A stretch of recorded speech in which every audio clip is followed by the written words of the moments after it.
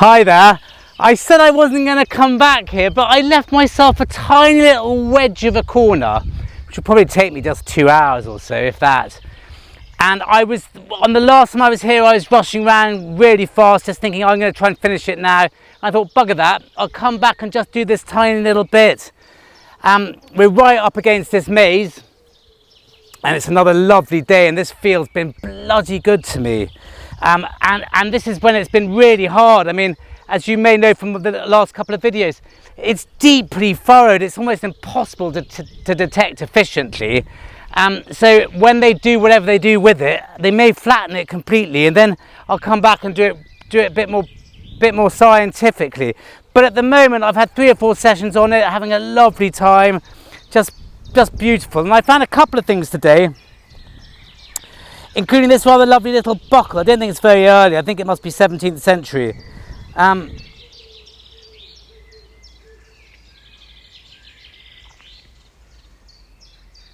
a couple of Georgian coins.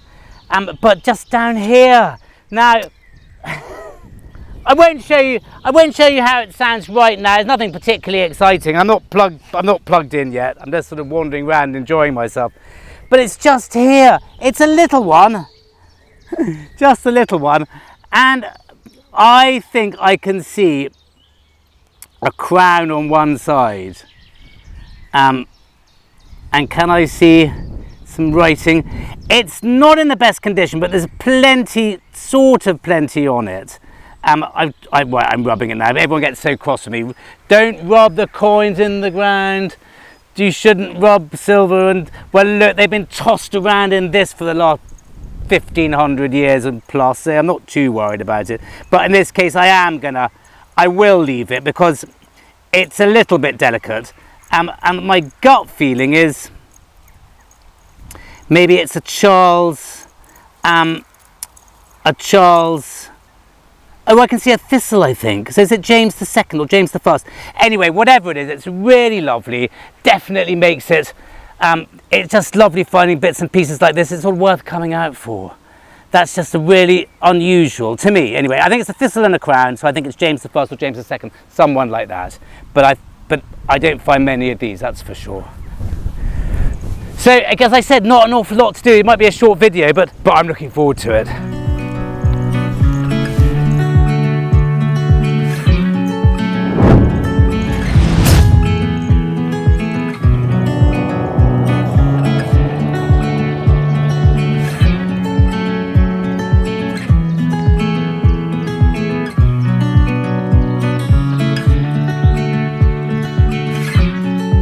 Well, this is quite punchy. This might be worth a live digging. The wind and the light, the sun, coming from the same direction today, so the audio might not be very clear. But it's nice, it's handy when the wind's coming that way from your back and the sun's coming that way. Then you can shield the wind and still be seen quite clearly. But anyway, listen to this. That's pretty bright, but they've been good, the bright signals on this. I found 2 Georgian coins today which have sounded like that. Yeah, that could well be another.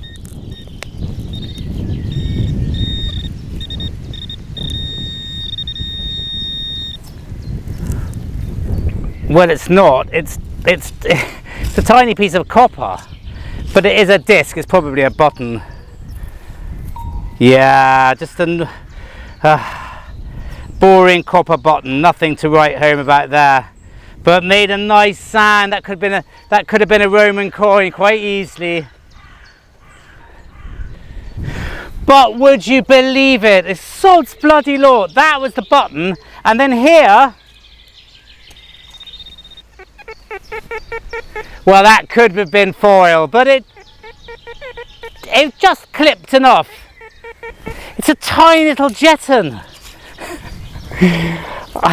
I don't really do 2 live digs one after the other. You've got to space them out slightly, otherwise you'd be filming all day. But well, that's lovely. it's a small, it's a classic sort of rose and orb type. They're sort of 17th century Crowwinkle or Schultz. And I found a few here, but that one's in quite nice condition, I've got to say. That's just the way it goes. I mean, that can't have been what, about 4 feet apart. But yeah, very nice. I have done a bit of a chat about these at HQ a couple of times. They're reckoning counters, jettons, and even though you do get English ones from about the 13th and 14th century, which are quite rare, they tend to be continental after that. The French started making very good ones, and then the Germans took over from where the French left off a bit later on in the 15th century onwards, like this one. And they're reckoning counters for solving mathematical problems, mathematical equations, or whatever you call it. I wasn't very good at maths, failed it 3 times. Got my maths O level on the 4th time. Well, I'm going to do this bit, it's the last bit, as I said, very carefully. I think it'll be worth it. And then bang next door to that, look. Gosh, there's 3 signals in about 5 or 6 feet. Okay, not as early, but it's little sixpence, I think. Little Georgian sixpence.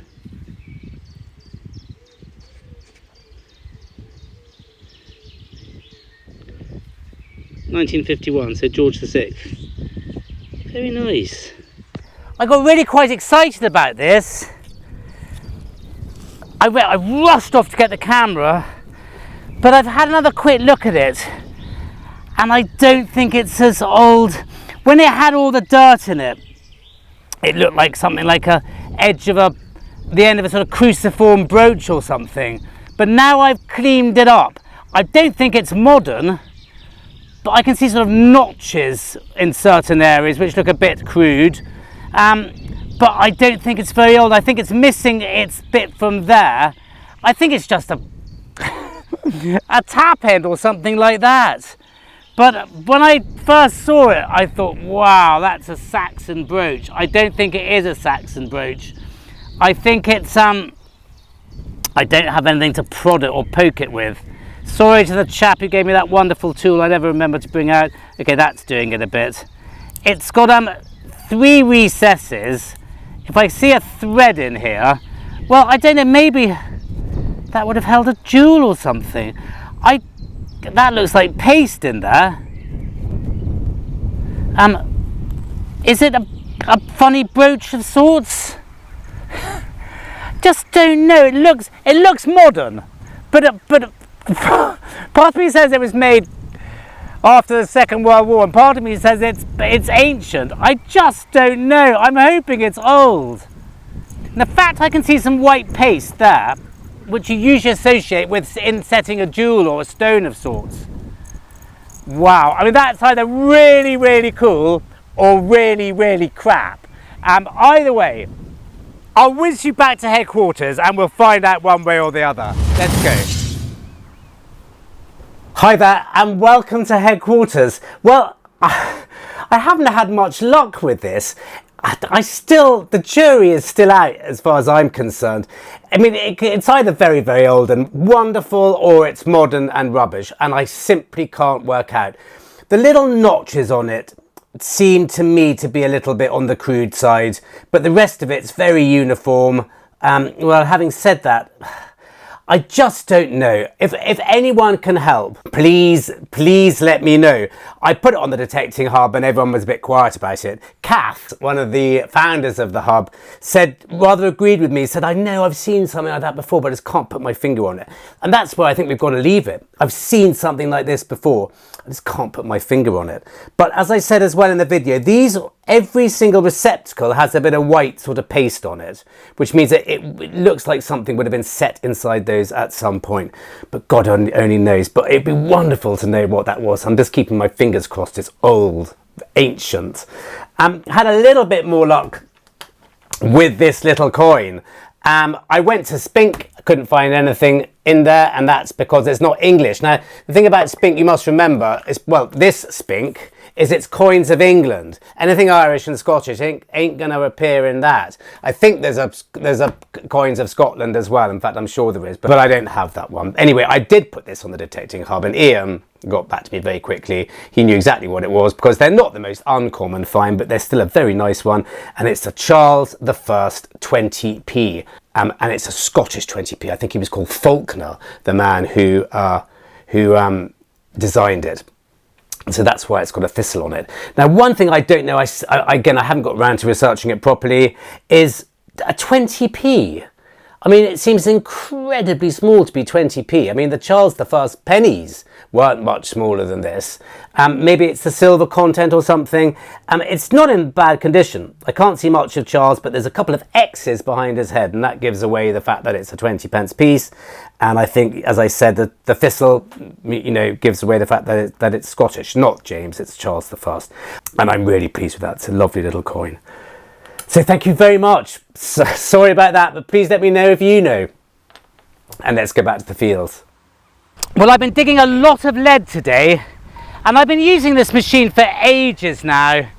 I mean, ages and ages, and part of me is really considering getting a Deus II. I just don't know. I'm so comfortable with this, but I do wonder sometimes what I may be missing. But not an awful lot is the answer, I know that. This is another spherical, sort of conical, by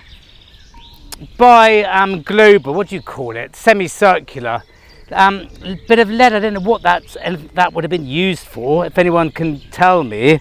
But as I said, loads of lead today. And I'm just after, whatever it is, 7-8 years.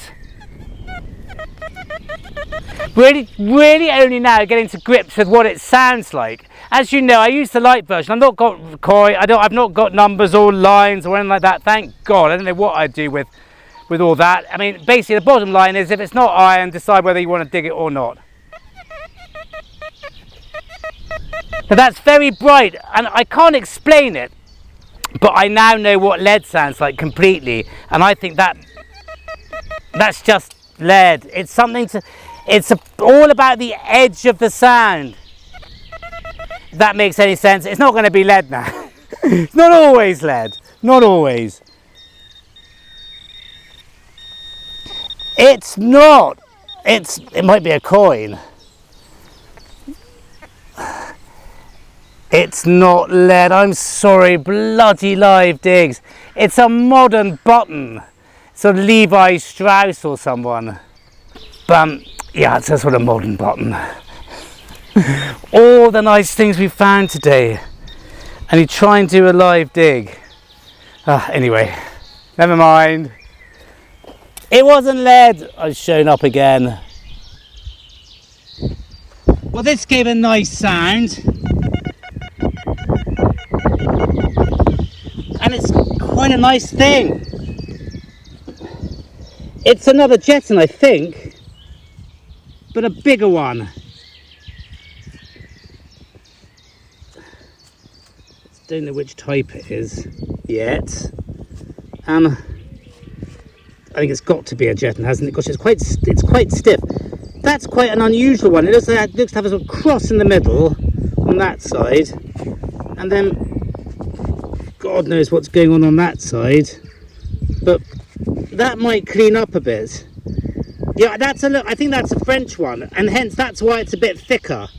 They did make them, they were better quality generally, the earlier French ones of the sort of 14th and 15th century, but with all those fleur-de-lis on it, I think that must be French. And I don't know about what of that side. It looks like to be quartered. But that's lovely. Very, gosh, this bloody field. I mean, honestly, it's just got a bit of everything on it. I think that's a 15th century French jetton. Cool. I'm still very keen to do this video of just basically a complete hour filming pretty much everything and showing you what I dig and what I choose not to dig, and how fast I go and how slow I don't go, and how slightly probably differently I do it to a lot of people. But because it's all, detecting is all about time management, I'm sure of it. And if that's something you might want to see, I mean literally just going through my thought process and how I approach a day's detecting effectively. I'll do it on a field like this so there's a chance of finding nice things. I'm not going to just dig up rubbish for the hell of it.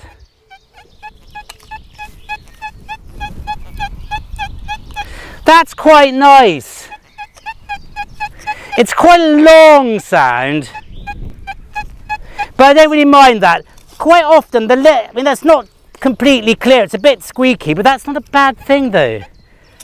The really clear, clean signs are obviously just modern rubbish. Another thing I don't do, I try not to go to the pinpointer too early. I see so many people, they dig a hole and as soon as they've dug a bit out, they just get in there with their pinpointer. Don't waste time. Keep digging, otherwise you keep standing up and bending over the whole time.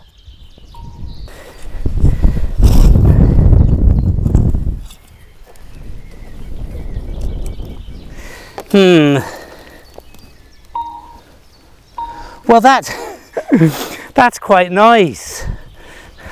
I had quite a good feeling about that. It's a buckle with its original sort of copper strap end still attached. What do they call it? Integral strap end, integrated strap end. But that's absolutely dynamite. God, I'm pleased. I don't really want to open it, but we're gonna have to. Here we go, there we go. But I don't think it's got its pin, sadly. But it's got the rest of it. Isn't that lovely? And there's signs, look at the design on it and where the gilding would have been. And there's the other side. That's a stunner. I mean, you quite often find these buckles all over the place.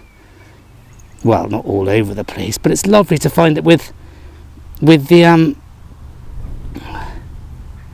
strap end in it as well. Look at that, isn't that lovely? That's really special.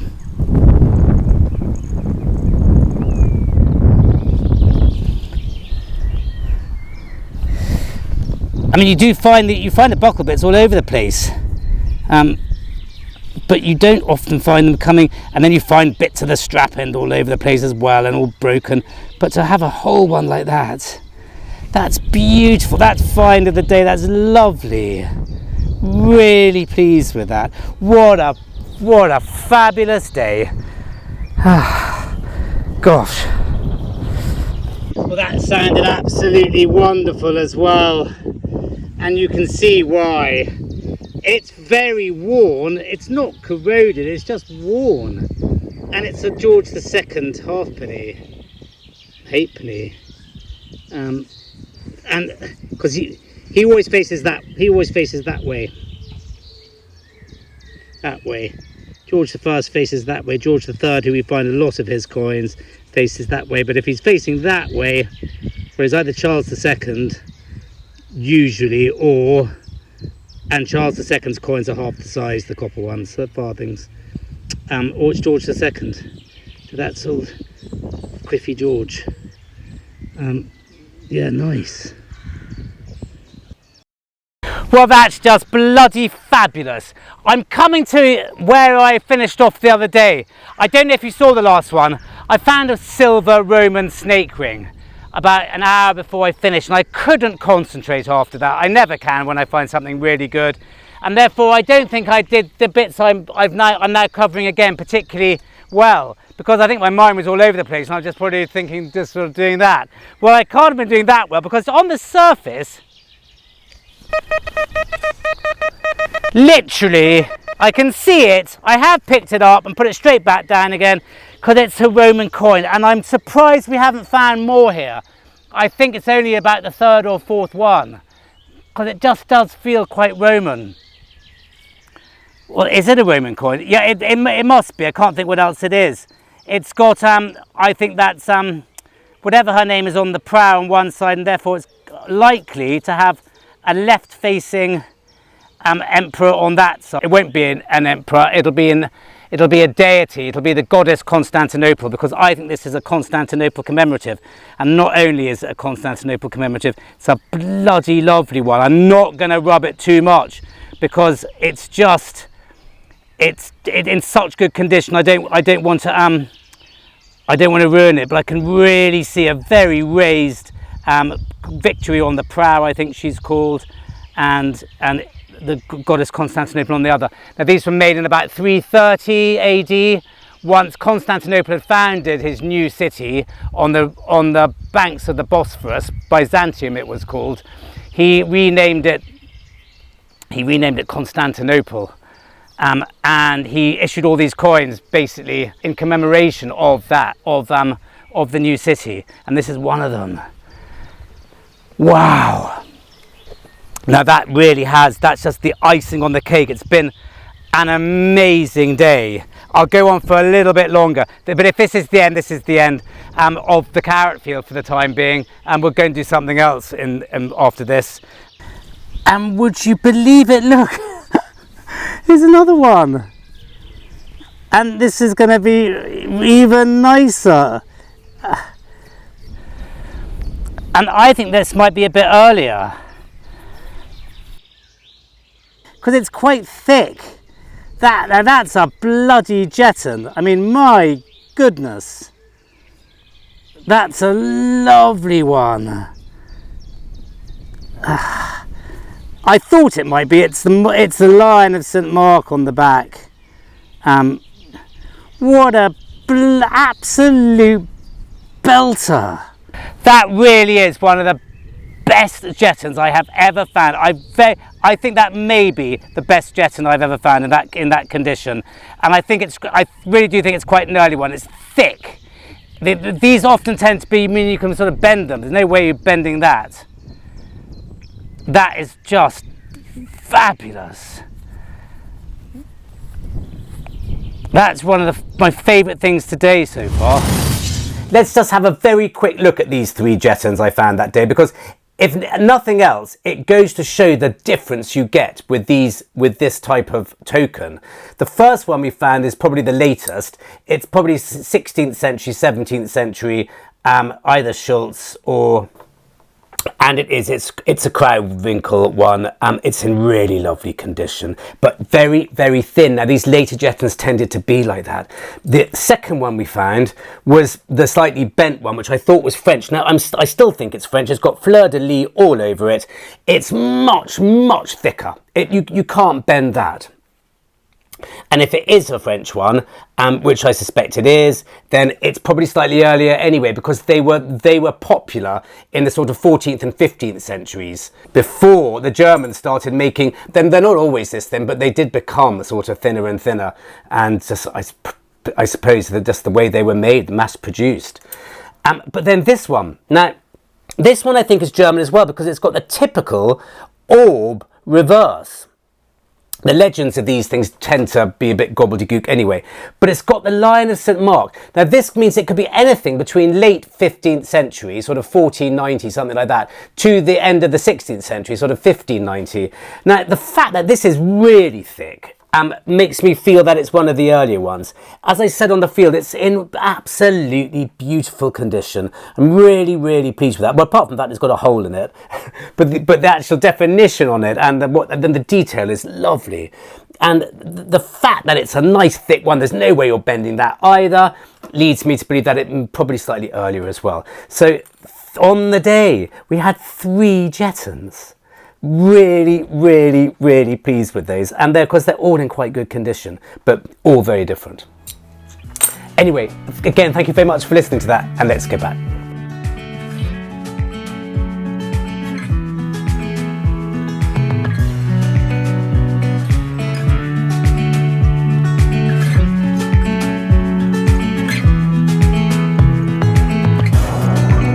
Well, I'm on my way back. I've just had such a lovely day, and then this was a lovely signal, and I'm just galloping along, just sort of, not really. I put my hat on because I'm getting rather sunburnt. It was a socking great signal, and it's a green disc, and it just looked like a couple of the Georgian ones, like that George II one we dug up, that very smooth one, so I didn't think much of it. Started rubbing it. It's not, it's Roman. It's a nice Dupondius, and it's an early one. I mean, I'm guessing it's sort of Tiberius or Trajan or someone like that.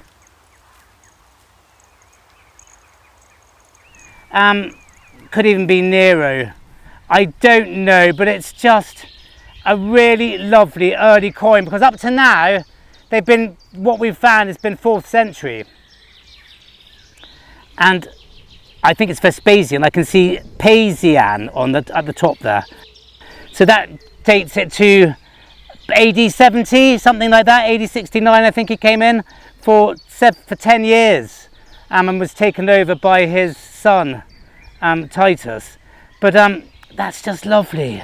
Nice chunky Roman. I've not found very many Vespasian copper coins, bronze coins. We'll get to the bottom of that one quite easily, I would have thought. Was it an ass? It might be an ass. You can see why they get mistaken sometimes for Georgian ones. That's not Georgian, that's Roman, that's Vespasian. Hooray!